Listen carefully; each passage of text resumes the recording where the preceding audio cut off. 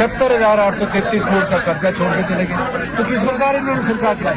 17,000 करोड़ वाला अच्छी सरकार चला रहा है कि जो 76,000 करोड़ कर्जा छोड़कर 60,000 करोड़ देगा आरडीजी और जीएसटी कंपनसेशन लुटा कर अच्छी सरकार चला रहा है। तेल का दाम बढ़ा है तो नगर निगम चुनावों से पहले हर एक स्कूटर वाले को, हर एक मोटरसाइकिल वाले को, हर एक टैक्सी वाले को अपना 3-4 नगर निगमों में वोट डालने से पहले ये साबित करना है कि आपने जो तेल बढ़ाया है वो गरीब आदमी पर कुठाराघात है और जो इसका असर आपकी जो इनकम है उस पर पड़े। सोलन में नगर निगम चुनावों के बीच मुख्यमंत्री सुखविंदर सिंह सुक्खू ने भाजपा पर जोरदार हमला बोलते हुए पूर्व सरकार पर आर्थिक कुप्रबंधन और जनता पर महंगाई थोपने के आरोप लगाए। चुनावी रैली को संबोधित करते हुए मुख्यमंत्री ने कहा कि पूर्व भाजपा सरकार को भारी आर्थिक सहायता मिलने के बावजूद प्रदेश पर 76,000 करोड़ रुपए से अधिक का कर्ज छोड़ दिया गया है। उन्होंने दावा किया कि वर्तमान कांग्रेस सरकार को कम आर्थिक सहायता मिलने के बावजूद बुजुर्गों और कर्मचारियों के लंबित एरियर तथा डीए की किस्तें जारी की गई है। मुख्यमंत्री ने कहा कि कांग्रेस सरकार विकास और जनहित के मुद्दों पर काम कर रही है, जबकि भाजपा केवल आरोपों की राजनीति कर रही है। मुख्यमंत्री ने पेट्रोल डीजल की कीमतों और महंगाइयों को लेकर भाजपा को घेरा। उन्होंने तंज कसते हुए कहा कि भाजपा की नीति अब जनता को सोना मत खरीदो और तेल कम खाओ ऐसी सलाहें देने तक सीमित रह गई है। उन्होंने कहा कि भाजपा के अंदर गुटबाजी चरम पर है और उसी का तनाव उनके नेताओं के बयानों में दिखाई दे रहा है। मुख्यमंत्री ने कहा कि प्रदेश में नए नगर निगमों के गठन और विकास कार्यों के लिए बजट जारी किया जा चुका है तथा जनता इस बार वादों नहीं बल्कि काम पर वोट देगी। कांग्रेस पार्टी के चारों नगर निगम चुनावों में कांग्रेस की बहुत अच्छी स्थिति और हमारे जो 1.5 साल का वक्त है सभी जगह पैसे की स्वीकृति हो चुकी थी और हमने 3 और नगर निगम बनाए।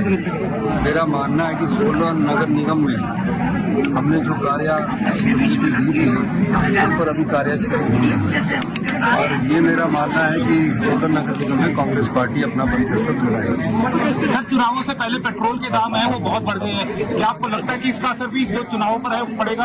और भारतीय जनता पार्टी ने विधानसभा में जब हमने एक कानून आया था ऑर्फन विडो सेस का, उस समय कहा था कि पेट्रोल और डीजल का तेल का दाम 5 रुपए बढ़ गया, जबकि वो कानून आया था दाम नहीं बढ़ाने के लिए था। वो एक अधिकार लिया था कि इस अधिकार के तहत हम कभी भी बढ़ा सकते हैं। आज खुद 3 रुपए बढ़ा दिए हैं।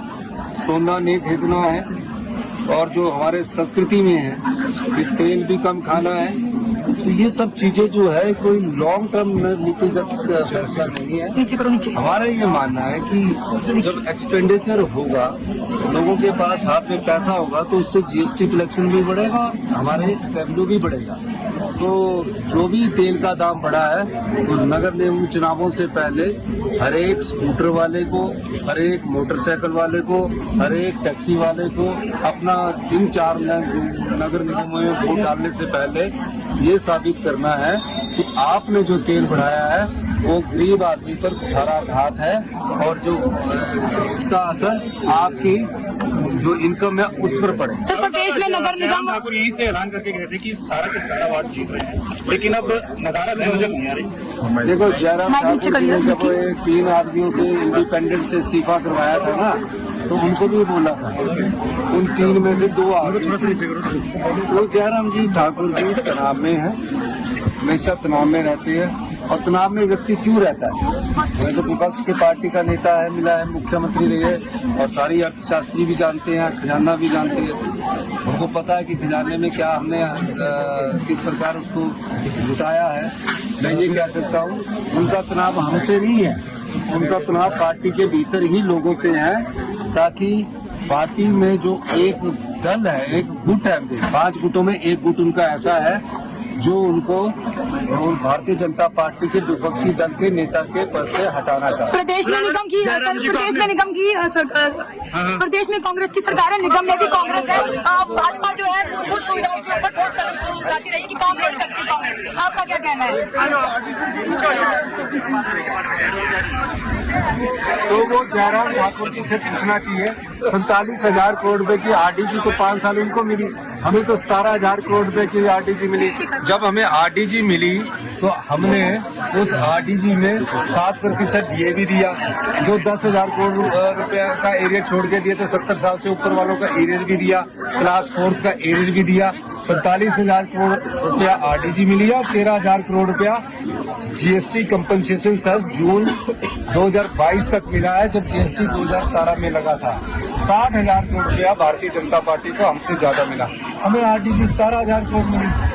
तो आप ये देखिए कि उस समय कर्जा था 48,000 करोड़, ये 48,000 से कर्जा और भी लिया, 60,000 करोड़ के अलावा 76,833 करोड़ का कर्जा छोड़ के चले गए। तो किस प्रकार इन्होंने सरकार चलाई? 17,000 करोड़ वाला अच्छी सरकार चला रहा है कि जो 76,000 करोड़ कर्जा छोड़कर 60,000 करोड़ रुपए का आरडीजी और जीएसटी कंपनसेशन लुटाकर अच्छी सरकार चला रहा है।